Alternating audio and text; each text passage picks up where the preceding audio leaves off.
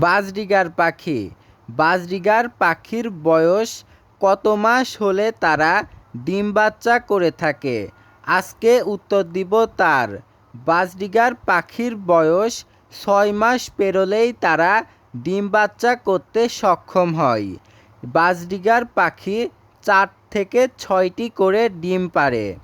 এই ডিমগুলো থেকে বাচ্চা ফুটে বের হতে 18 থেকে 21 দিন সময় লাগে। যত্ন ভালোভাবে নিলে 4 থেকে 6টি বাচ্চাই বেঁচে যায়।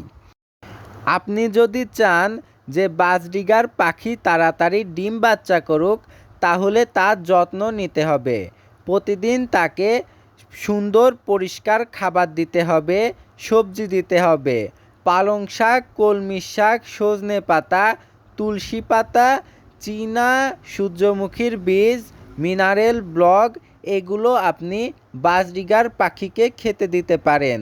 বাজরিগার পাখি আপনার কেমন লাগে অবশ্যই কমেন্ট করে জানাবেন। ভালো লাগলে লাইক করবেন।